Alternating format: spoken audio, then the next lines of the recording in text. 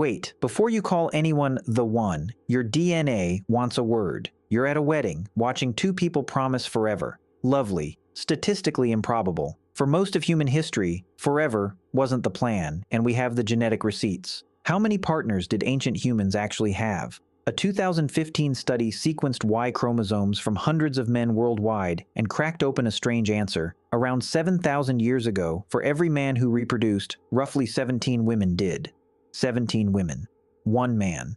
Read that again. The figure comes from work led by the geneticist Monica Carmen, and it doesn't mean ancient men had 17 wives. It means most men had 0 descendants, while a small handful had a frankly indecent number. Geneticists call this the Y chromosome bottleneck, and it shows up everywhere from Europe to East Asia at the same moment in history. Whatever happened, it happened to all of us. The smoking gun, farming. The instant our species stopped chasing food and started owning dirt, partnerships stopped being personal and started being political.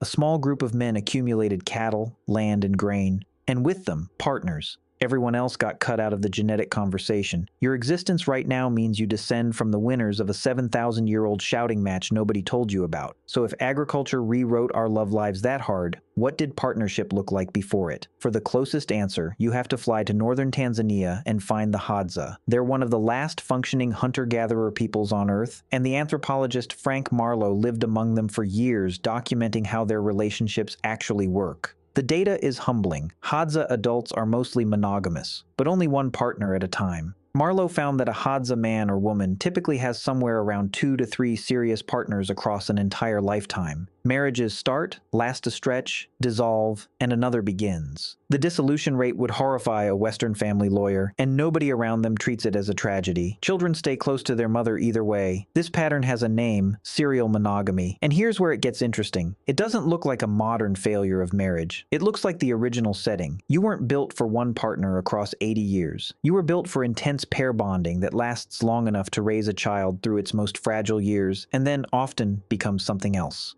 The anthropologist Helen Fisher, who scanned the brains of people in love, calls this the 4-year itch. She studied divorce records from over 60 cultures and found the same eerie clustering. Peaks of separation around year 4, roughly the time a hunter-gatherer infant becomes mobile enough that 2 adults are no longer strictly required to keep it alive. The chemistry that floors you in year 1 is not the chemistry of year 10. That's not a bug. It's a release valve evolution installed on purpose. Now you might be thinking, hold on, maybe ancient humans were even wilder than this. Maybe they slept around constantly, with no pair bonds at all. That's the thesis of a popular book called Sex at Dawn, which argued our ancestors lived in free-flowing sexual communities, and that monogamy was forced on us later. It's a seductive story. It's also contested. Most evolutionary anthropologists push back hard. Across nearly every observed forager society, Hadza, Jew/Hwansi, Aceh, Umbuti, you find some version of pair bonding, even when it's loose. Humans fall in love. They get jealous. They build little family units, even tiny ones, even briefly.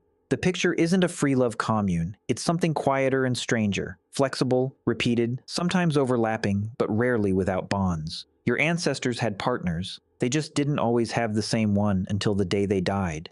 Okay. But if most ancient humans had only a few partners across a lifetime, where does that 17-to-1 ratio come from? Who were these men hoarding the gene pool? Enter the most charismatic data point in this whole field. In 2003, geneticists discovered a specific Y chromosome lineage shared by roughly 1 in 200 men alive today. Trace it back, and it points to Central Asia, around the early 1200s. The math gets uncomfortable fast. The lineage maps neatly onto the rise of the Mongol Empire. And the most parsimonious explanation is Genghis Khan and his immediate male relatives. Roughly 16 million men walking the earth right now may carry his Y chromosome. 16 million, from one man and his sons in 800 years. He's not unique, he's just the loudest example. Niall of the 9 hostages in medieval Ireland left a similar signature, and the lineage of Geokanga, grandfather of the Qing dynasty's founder, shows up in about 1.5 million men across northern China today. The pattern is depressingly consistent. Whenever a society lets one man control food, soldiers, and inheritance, the answer to how many partners did he have becomes as many as he wanted. So the honest answer to our question isn't a single number, it's a graph. Most ancient humans had a small handful of partners. A tiny minority had hundreds. The average is meaningless. The shape is everything. There's a quieter story underneath all this, because the way ancient humans loved wasn't only about how many, it was also about how long. In a place called Valdaro, in northern Italy, archaeologists uncovered two skeletons from the Neolithic, about 6,000 years old, buried face to face, arms wrapped around each other in what looks unmistakably like an embrace. We call them the Lovers of Valdaro now. We don't know their names. We don't know if they chose each other or how many other partners they'd had before. But somebody, 6,000 years ago, decided they belonged together in the dirt. Whatever ancient love was, it was real enough that the people around it understood the gesture, picked up shovels, and made it permanent. The numbers tell you about reproduction. They don't tell you about whose hand somebody wanted to be holding at the end of it all. Now for the uncomfortable part. If serial monogamy was the default, if pair bonds were biologically tuned to last a few years and then loosen, if forever only really shows up once property and inheritance show up, then what is modern marriage exactly? We've taken a temporary biological program and tried to stretch it across 60 years, often under one roof with one person. The divorce rate isn't a moral failure. It might just be biology meeting its original timetable, late. That's not a license. It's not a recommendation. It's a quiet, hard truth that sits under every wedding toast. The expectation we've built is far heavier than the design we were issued. Some couples carry it beautifully, some don't. Both outcomes were possible 50,000 years ago too. We just didn't pretend one was a failure back then. We let the bond run its course and started again. So go back to that wedding.